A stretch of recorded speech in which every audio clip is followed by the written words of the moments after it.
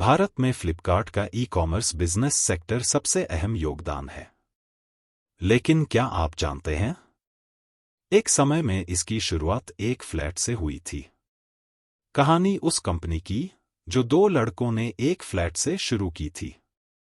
आज अरबों में है टर्नओवर। जब कोई एक फ्लैट से अपने बिजनेस की शुरुआत करता है तो शायद ही सोचता होगा कि उसके बिजनेस में इतने कम निवेश के बाद एक समय अरबों का टर्नओवर होगा। लेकिन कभी कभी ऐसा होता भी है कि काफी कम निवेश के साथ शुरू हुआ स्टार्टअप भी मल्टीनेशनल कंपनी में तब्दील हो जाता है। ऐसी ही कहानी फ्लिपकार्ट की है, जिसकी शुरुआत काफी कम निवेश के साथ 2 कमरों से हुई थी। इसके बाद बिजनेस ने ऐसा मोड़ लिया कि आज कंपनी का टर्नओवर अरबों में है। तो चलिए हमारी स्टोरी सीरीज में आज बात फ्लिपकार्ट की ही करते हैं कि कैसे इस 2 लड़कों द्वारा शुरू की गई छोटी सी कंपनी इस मुकाम तक पहुंची, जिससे ना सिर्फ उन्हें अच्छा मुनाफा हो रहा है, बल्कि बड़ी संख्या में इससे लोगों को रोजगार भी मिल रहा है। तो जानते हैं कि फ्लिपकार्ट की पूरी जर्नी कैसे हुई शुरुआत।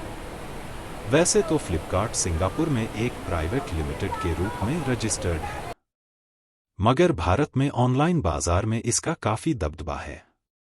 इसकी शुरुआत उस वक्त की गई थी जब भारत में ऑनलाइन मार्केटिंग का ज्यादा चलन नहीं था।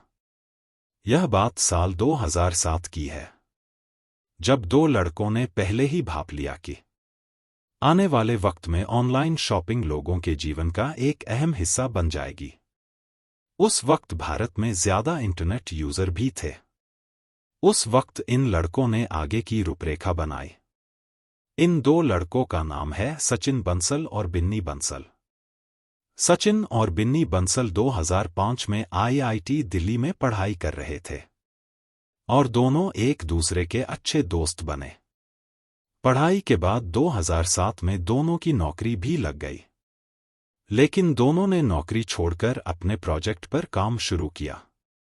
उस वक्त दोनों ने इस स्टार्टअप की शुरुआत 2 कमरों के एक फ्लैट से की थी और इसमें सिर्फ करीब 4 लाख रुपए का निवेश किया। उस वक्त दोनों ने बेंगलुरु से इसकी शुरुआत की और अक्टूबर 2007 में इसकी शुरुआत के बाद डिलीवरी के जरिए काम शुरू किया।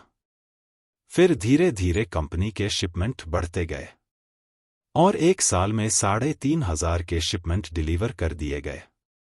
इसके बाद 2009 में इसके विस्तार का वक्त आया और दोनों को $1 अरब की फंडिंग मिली और कंपनी 150 लोगों की हो गई। फिर कंपनी ने कई दूसरी कंपनी का अधिग्रहण किया, जिसमें माइम 360, इलेटर लेट्स बॉय, पेजिप शामिल है।